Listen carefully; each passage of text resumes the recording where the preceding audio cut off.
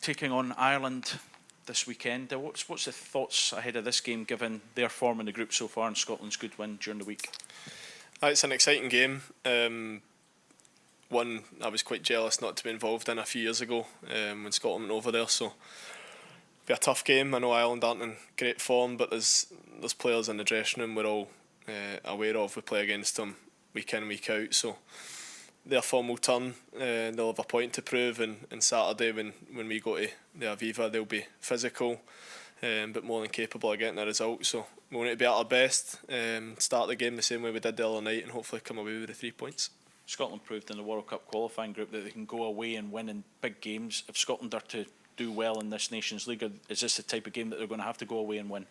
Aye, because Ukraine proved that the other night. Obviously, looking back at their game, it was a tight game, a wide free kick that managed to just go all the way through. So it was a tough game for Ukraine, and it'll be a tough game for us. But if we want to progress to the top flight of the Nations League, we've got to win those games. And it was something in the qualifying we seemed to be pretty good at, either grinding out a point or getting a big away result. So that's what we've got to do. After a disappointing result a few years ago, we went on an unbeaten run. We then had another disappointing result and followed it up by reacting with a 7 or 8 unbeaten run. So that's what we've got to do now. We can't dwell on what's gone before us, and we need to keep charging forward as a group. Positive during the week, and Scotland created plenty of chances. Is it a case now there was a spread of goals? It was the defenders getting the goals. Is that something that the guys further forward, because you've scored a lot for Scotland, that the onus needs to be back on them again, or does it not matter where they come from?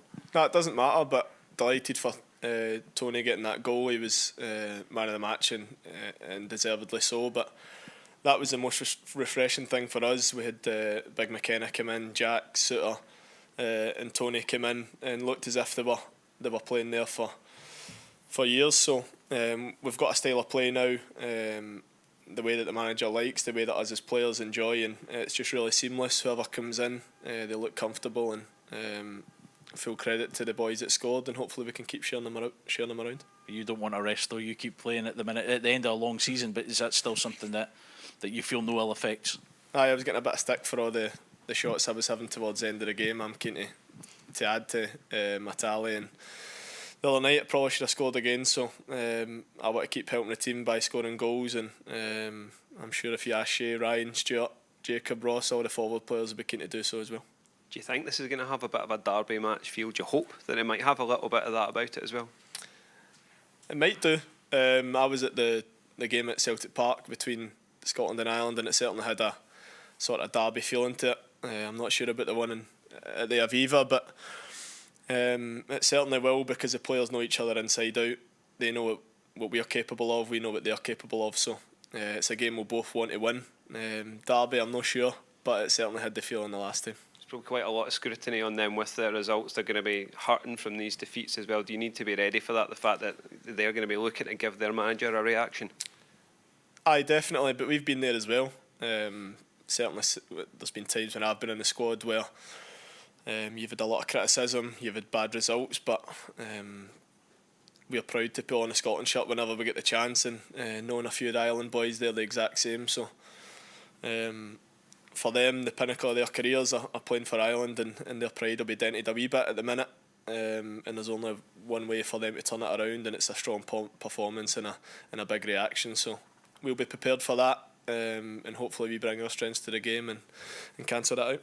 Looking back over the last 10 days for you, John, how difficult was it for you to flush the disappointment? Is it hard to kind of stop going over it and refocus and understand that it's about the Euros now and the World Cup was gone? Obviously an extremely tough 10 days, but we've not got time to dwell on it. It's up to us experienced lads, senior players, to switch the focus to the Nations League games. We can dwell on it after Ireland and Armenia, but we've just not got the time. These games for us are extremely important. It gives us a chance to hopefully win this group. That's our aim. That puts us into pot 2 for Euro 2024 and gives us the backup of a playoff. So we want to give ourselves the best possible chance to get to Germany, and our full focus now is on that. and when we go away ourselves, we'll dwell on maybe what could have been and what we could have changed. But there's certainly no time for that now. Just on that then, John, it's been a long season. I think you've played 46 games this year. How's your body? Because that is an awful lot of football in a 10-month period. I know it's a lot of games, but then look over to Robbo. I think he's edging towards 60. Yeah. If I had the choice, I would be playing more games. If you ask any of the Villa lads, the reason we're not playing more games is because we haven't done well as a team. So I want to be involved in the finals, want to try and get into Europe, and the more games, the merrier for me. If you're playing all those games, it means that you're in the starting team for one, and secondly, you're being successful. So there's obviously a discussion to be had, and discussions being had by people way up the ladder than me. But the more games, the merrier, and hopefully next season it's not just 40. I don't know what you said there. 46. 46. I hope it's more than that, and it's semi-finals and finals. So players like Robbo are the benchmark. They just keep churning out the games and churning out the performances. So his answer will certainly be different to mine, but I'm feeling all right and ready to go. So mentally, can it be a bit of a fatigue rather than physically? Maybe at times, but then you think you're playing for your country in Dublin on a Saturday night at 5 o'clock. If you asked me that a few years ago, I'd bite your hand off for it. So that's the attitude I'll be going into the game with. I'm really looking forward to the game, and it's the same on Tuesday. Really looking forward to going to Armenia and hopefully finish with 9 points out of 9. The manager's spoken about the leaders within the squad, including yourself. He spoke about players who are captains at their own clubs. Specifically, what role has Steve said to you in trying to help develop the younger players coming into the squad now? It's quite natural, actually. We have got a lot of leaders, a lot of captains and vice captains at the club. So nobody has to fake it. Everybody's leaders in their own right. I maybe say a bit less in the dressing room on a match day, but that's because Grant's speaking, Big McTominay leads with his voice, Robbo, Coops, Grant Hanley, where all my talking gets done in the hotel, on the training pitch, try to keep the spirits up. So we all lead in our own way, in our own right, and on a match day, less is more for me. I try and lead with how I play, but we've certainly got a lot of leaders in the dressing room, and it was really important before the game. The warm-up at Hampden before the Armenia game, it was really flat. We could feel the disappointment, but we had to get the boys going and make sure we started strongly, and we managed to do that. Steve did say you're a bit of a joker within the pack. Is there anything you'd like to share with us? Is it? There's got to be someone, isn't there?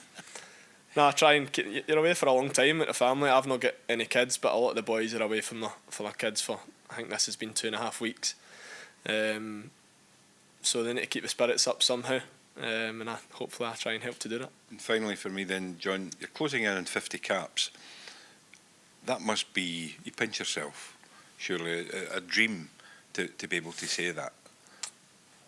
Closing in, I don't want to jinx it.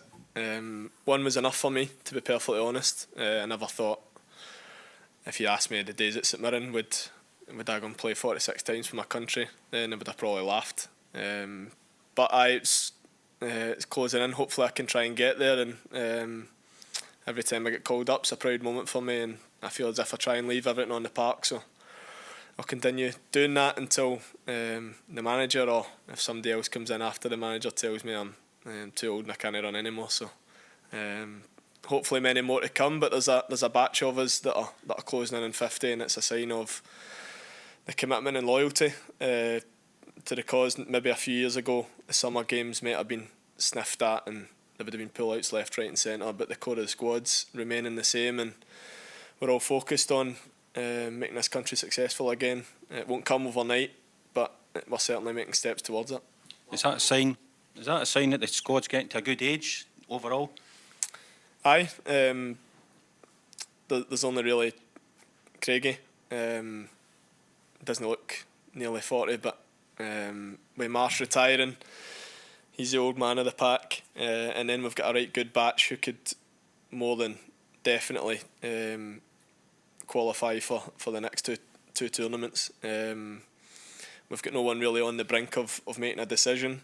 we're all hungry, still focused on being successful. And then you've got the young batch. You've got Nathan, Billy, Hickey, who are making names for themselves in their own right, and it's only healthy. I think there's players even younger than that. I saw that Villa are snipping up a couple of them as well. So the future's bright for Scotland, and it's up to us to kind of carry on the mantra. These Nations League games are important not only for us but for future Scotland teams to make the path as easy as possible. So hopefully we can keep it going and carry on improving. The fact that you qualified for the Euros through this Nations League the last time, is that more beneficial for Scotland? They know what can be there at the end of the day. Aye, well, we know what it can give as a backup. We wouldn't have qualified for the tournament without it, so we know how important it is, and we certainly don't take these games for granted. John, I'm sure I've asked you this before, but you've been moved around the park again. You played in the midfield two the other night. You've played in front of a midfield two. You've played in the free roles behind the striker. I know you've said before that you just play wherever the manager wants to play, but where do you feel most comfortable? What do you think brings out your best attributes? What position? I don't know. I feel as if I'm a different player in either. And I generally don't have a preference. The manager didn't pull me to one side and say, do you mind playing deeper? He knows I don't really bother. I'm sure most players, as long as they're in the starting team, will be delighted, but I don't really have a preference. I feel as if when I'm higher up I can cause a wee bit of carnage, whether that's trying to set up a goal or scoring, and then when I'm deeper I need to be a little bit more disciplined, but honestly I don't mind. He knows I'm happy to play either, and just as long as I'm in the starting team I'll be smiling.